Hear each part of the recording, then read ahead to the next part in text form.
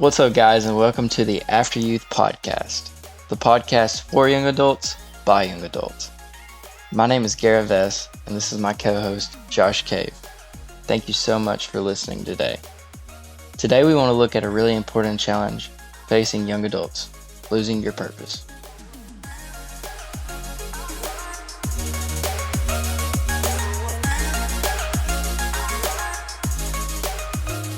So today we're looking at a really important topic of losing your purpose.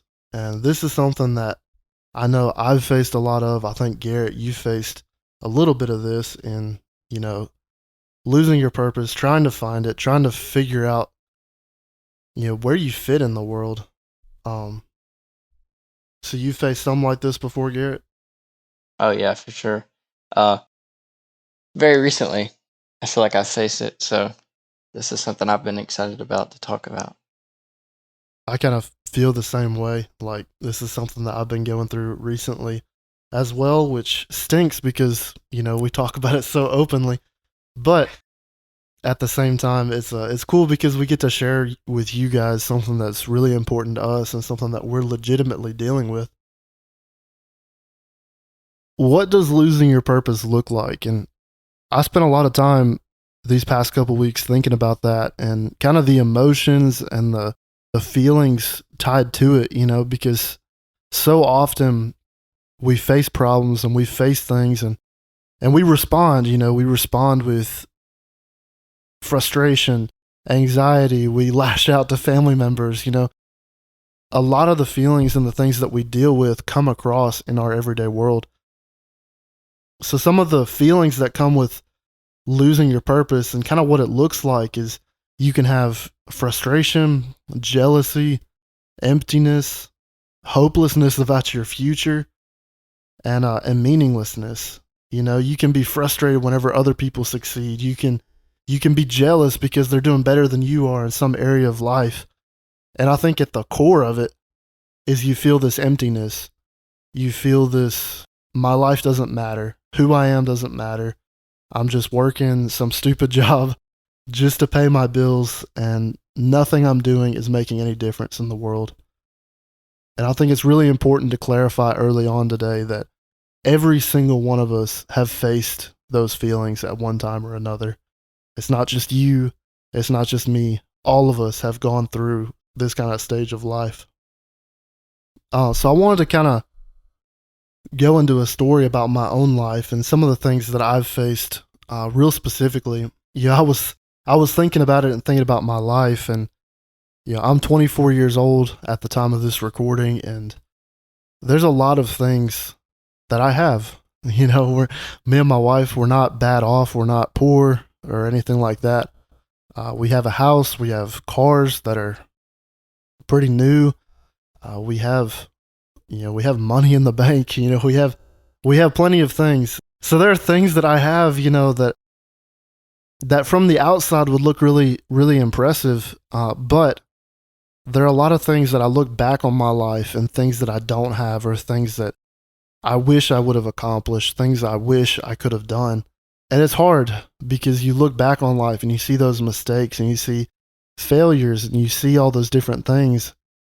And whenever I look at the things I don't have, the things that I might have messed up with, the areas I might have failed, I'm reminded about how much growth I experienced during those times.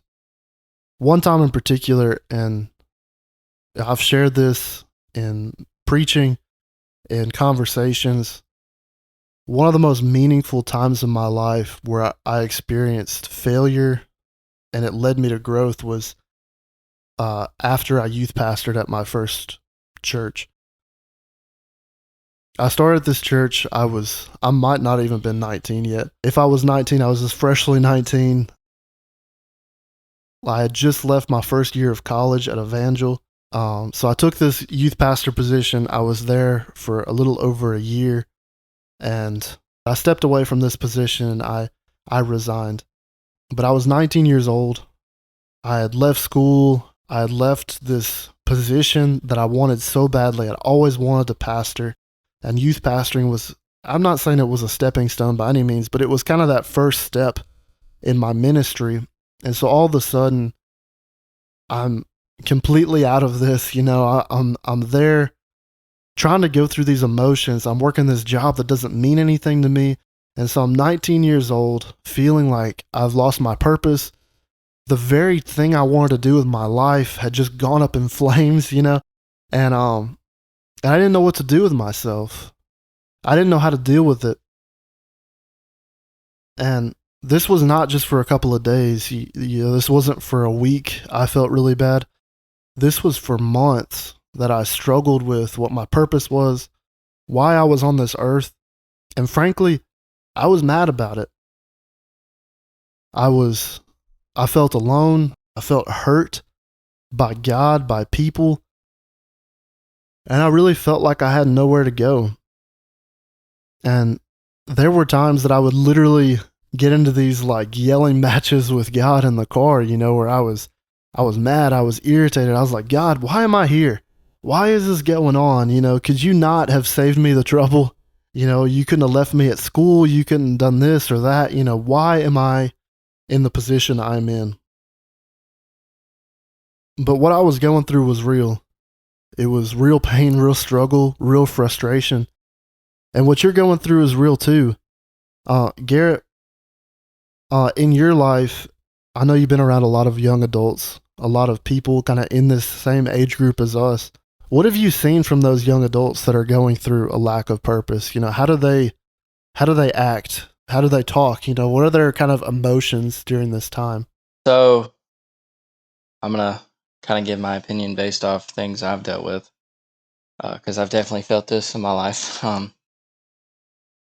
So how I've acted and how I've seen anybody that's struggling with this, not knowing what their purpose is, or feel like they don't have one.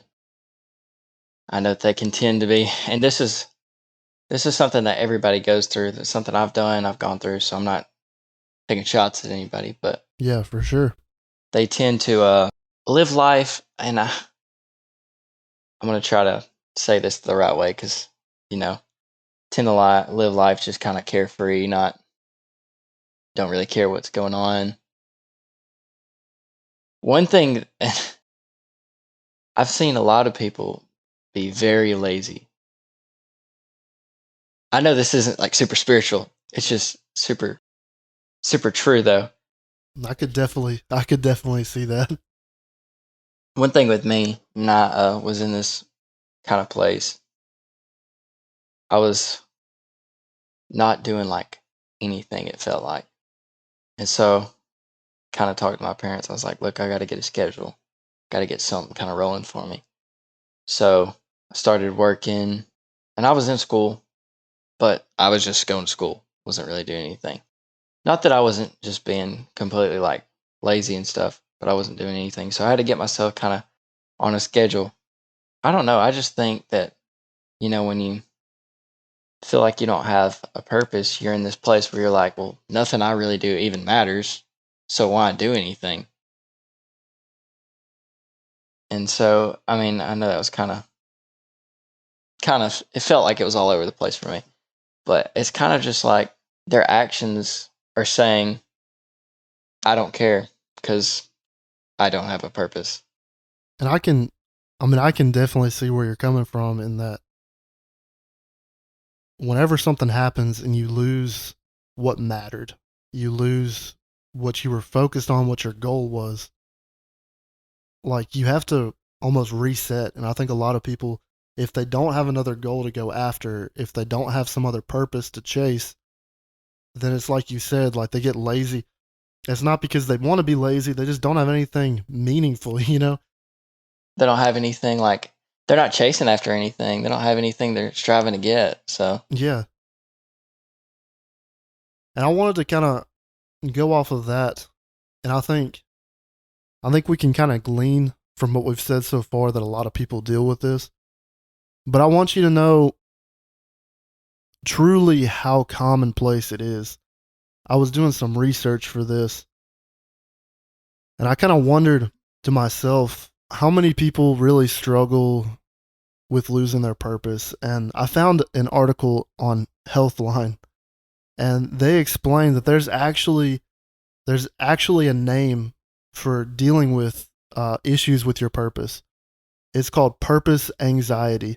It's a legit medical term that people use whenever they're struggling with their purpose. There are two different stages that they say that can trigger purpose anxiety. Garrett, do you want to read that first one to us? It can occur while struggling to actually uncover what your purpose might be. So, an example would be when you're a senior in college, college is ending, and you have to get a real job to pay bills. But you also want something that is fulfilling. You get stuck in an anxiety about who you're supposed to be and what you're supposed to be doing. And I think that one is what a lot of us think of whenever we think of like purpose anxiety or things like it. It's just that time in life where you're trying to find purpose, but you also have to pay bills. You know, you're struggling to actually uncover what your purpose might be. The second trigger here is while attempting to enact or live your purpose.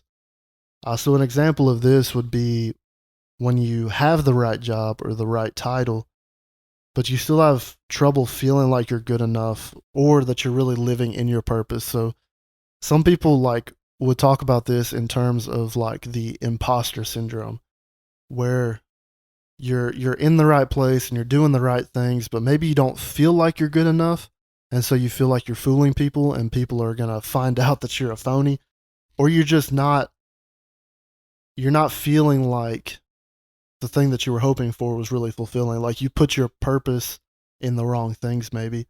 Going back to the idea that I was talking about here and how many people deal with this, Larissa Rainey is quoted in this article as saying that 91% of participants surveyed reported experiencing purpose anxiety at some point in their life. And I don't know about you, but that's a crazy, crazy number to me. 91% of people say that they've experienced purpose anxiety. Literally, that means you have a 1 in 10 chance of finding somebody that has never had purpose anxiety. You could go out to the street and talk to 10 people and say, hey, have you ever had a time in your life where you didn't feel like you were being fulfilled and you were worried about it? You were worried about what your purpose was. And only one of those 10 people would say that they've never experienced that. If there are that many people that are really going through this, what are they supposed to do? Like, what are you supposed to do whenever you're facing this? Do like I did and get mad and have frustrated moments with God? Do like what Garrett said and wait around and do nothing. Get lazy. And I don't think that's the case. I don't think that's what God created us for. I don't think we're expected or I don't think God even created us to be willing to be lazy and to stand around till we find our purpose. I was a part of the Boy Scouts for a little while, and they have a saying that's basically whenever you go camping and you leave, they say you leave no trace, which means I set up my tent. I had a campfire. I put grass and dirt and leaves back over the campfire. I make sure the ground isn't matted too bad. I pick up all my trash. I leave no trace that I was there. And my dad taught me a similar saying in camping. It wasn't leave no trace. He said, leave it better than you found it. Whenever we would go camping, it wasn't just leave it to where nobody sees that you were there. He's like, leave it better than you found it. If there's trash on the ground that you didn't put there, pick it up, throw it away. Make wherever you were better than whenever you showed up. And I've spent a lot of time in my life trying to figure out what you do whenever you lose your purpose. What do you say? What do you do?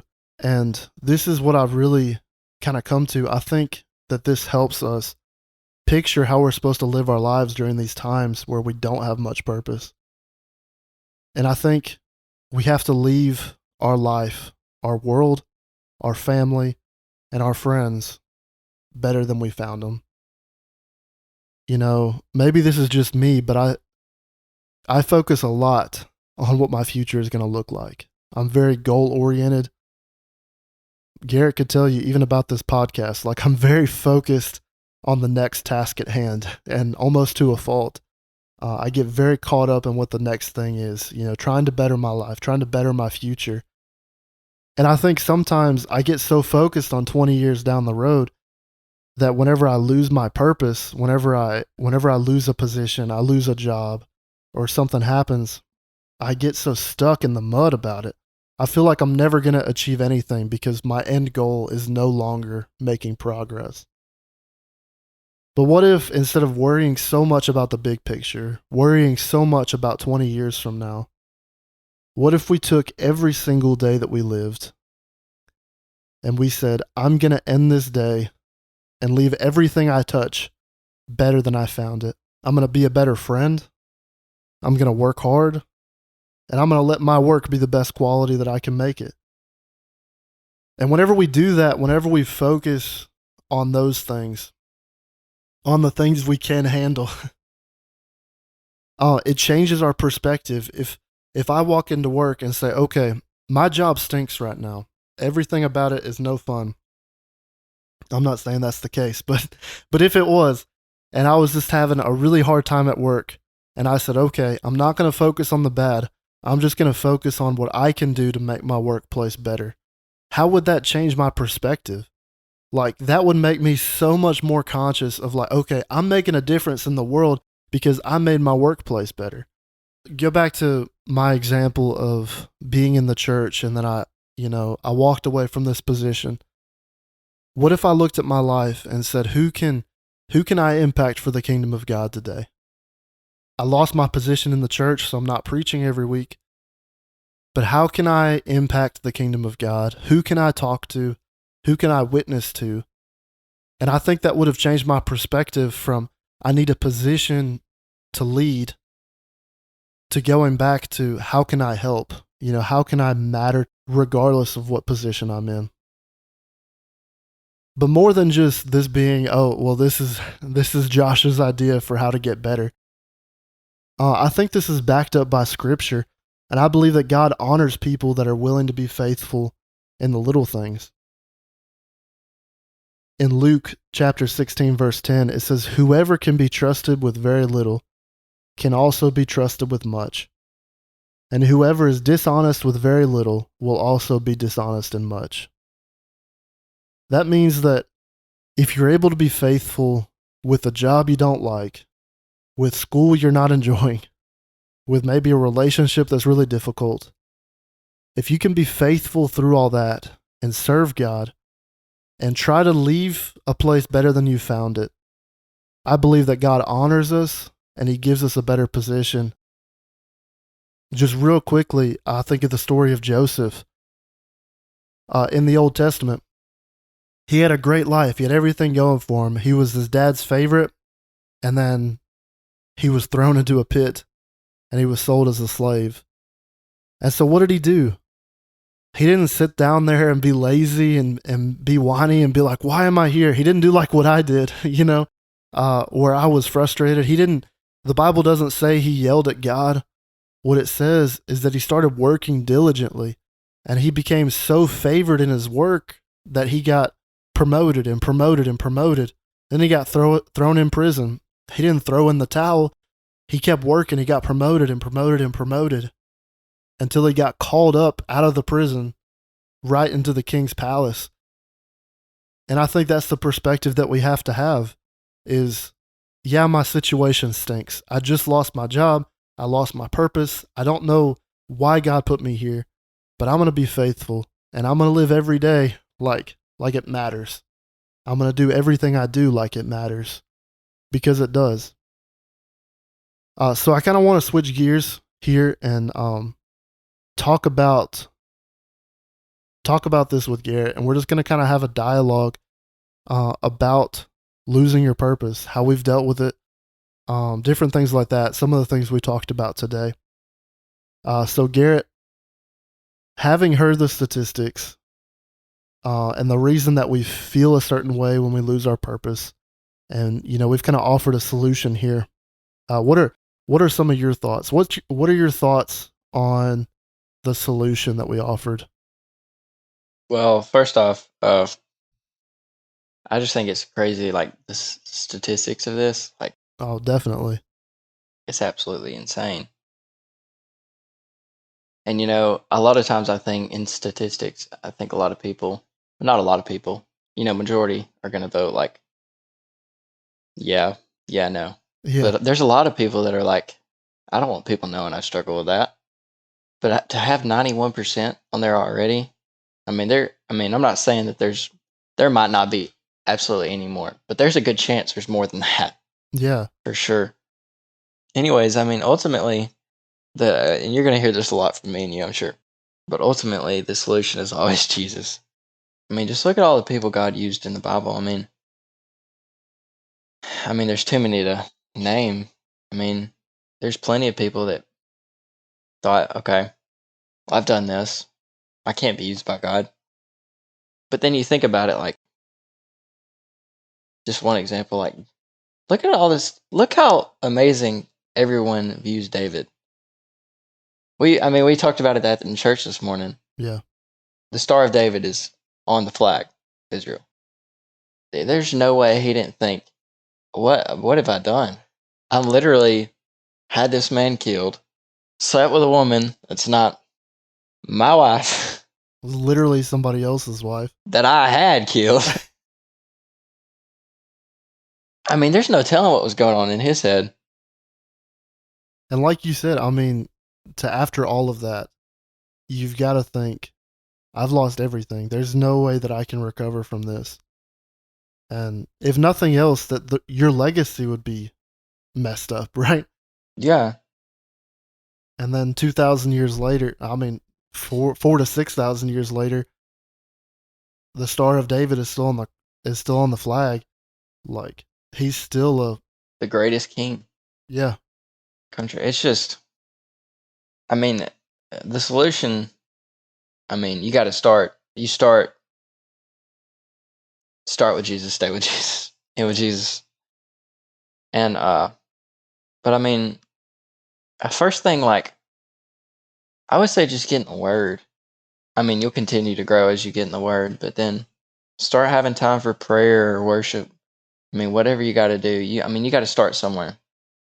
If you took your spiritual life as just another example of a place where you can make it better every day, like, I'm going to develop my spiritual life more than I did yesterday. And I think you use that mindset even in your relationship with God and your relationship with Jesus, which I think is what you were getting at, wasn't it?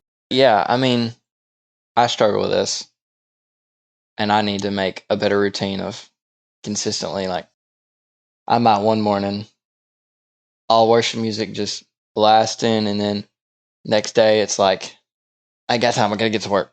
Or I think just if you start that routine and like just look at what you're doing, what the time you're making for your spiritual life, I think that really reflects, like, I think that's a reason I got in this kind of place where I'm like, I don't have a purpose. I can't be used by God and all this stuff. And I think it was because I'd gotten to a point where I was like, I did feel that way. There's no denying that. I felt like I didn't have anything going for me. Yeah. But also, I was like, well, there's no point in investing in this because this is not going to get me anywhere. And I think that was that place I got into. That was the whole root of it. If I would have prayed 5 minutes today, pray and listen to some worship music, whatever I got to do to get my mindset, okay, I might not hear God's voice, but God's with me in this moment. And I just think if you invest in that, you really can. That's really where it starts. In my life, I can look back and I can see moments where I felt like I had purpose because I had a position, I had the right job, or whatever. So I can look back and I can be like, okay, like, I felt like I had purpose then. Everything was good. And there were times that I didn't. And there were times that I did and times that I didn't, back and forth and back and forth. Garrett, I know you can picture in your mind kind of your hardest moment where you felt like you lost your purpose, right? Yeah, for sure. If you could say one thing to that person in that moment, what would you say? So there's Greg actually said it today. Anytime I've heard anyone say this or I've seen it or thought about it, I like to keep notes during church, and just if I'm praying or listening to worship music, I might keep it with me. If I have something come in my thoughts or have a word on my heart, anything like that, I'll write it down.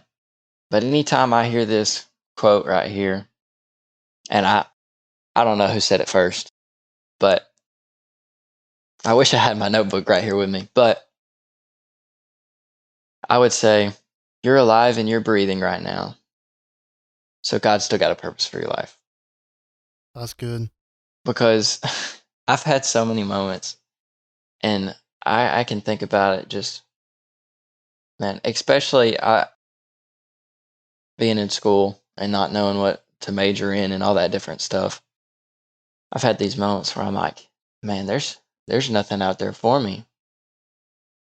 I mean, I do a little bit at church, I do a little bit at school, but I mean, I'm just not really finding my place right now. But every time I hear that quote, it's like there's just like a peace that kind of comes over you, because you're like, that's so true. Like, because I mean, if God didn't have anything for me, there's no need for me to be alive. I'm just taking up space on this earth. I mean, God's going to use me if I'm breathing and living. So that was a bad way of saying taking up space, but I'm just taking up space. But seriously, like, I love that quote. I think that is really a really powerful thing to plug into this. And I didn't even think about anything like that. But it's true, like if God didn't need you for something on this earth, you wouldn't be here. And how can you feel like you don't have a purpose whenever the God of the universe kept you on this earth, Yeah. How can we feel like we don't have a purpose whenever God feels like we have a purpose? I could pinpoint moments where I felt like I was at my lowest and feeling like I had a purpose. But I would say that your purpose isn't tied to a position or a title. It's so easy. And like I said, I don't know if everybody's like this. Garrett, you might be like this. But I get so focused on the future, what the end result is, and I forget that I'm still growing. Yeah. I mean, let's go back to the example of David. I think it was 13 years that he was out in the wilderness, like running away from Saul before he became king. And I've preached this before, and it's one of my favorite things. David, a little bit after he got anointed king, Saul asked him to be in the king's palace, and he would play the lyre for him. This little shepherd boy kid is in the king's palace watching the king. David knew he was going to be king someday. And what I love about that is that before David was going to be king, God gave him a front row seat into learning what a king was like. He gave him a front row seat into learning what it was like to be king, how to do it, how not to do it, because he was watching Saul. And David went through all those times running from Saul, and I know he had to think, like, I'm never going to become king. It was all a lie. I'm going to die out here in these woods somewhere. But God was still forming who David was. And even without a position, David had a calling on his life. He had a purpose.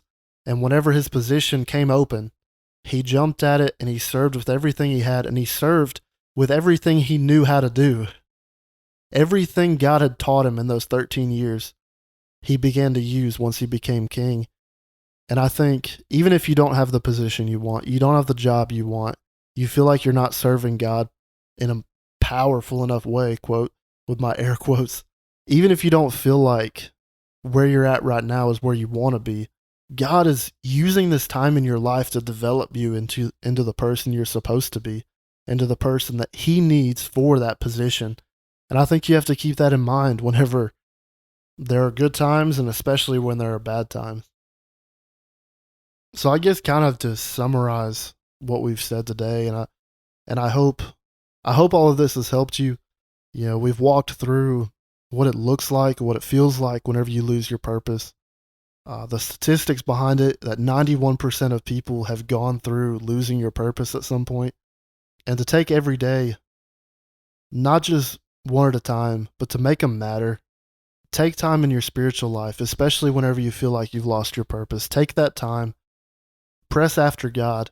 Say, today, I'm going to make my spiritual life better than it was yesterday. Serve God passionately, serve others passionately, and work at your job passionately. If you have any questions about any of this, or maybe you're going through something like this, please reach out to us. Send us a message on Facebook, send us a DM on Instagram. Just tell us, hey, this meant a lot to me, or ask us a question if you've got one. But we'd love to hear from you. We'd love to know that this touched you in some way, this impacted you in some way.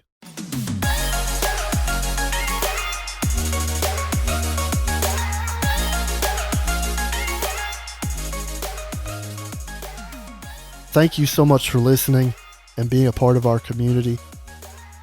If any of this on our podcast has helped you, or you would like to reach out to us, please message us or DM us on our Facebook, our Instagram, or our Twitter. You can find us on Instagram and Twitter at AfterYouth Pod, or on Facebook, the AfterYouth Podcast. And join us again next time when we tackle another exciting challenge or question that you guys have.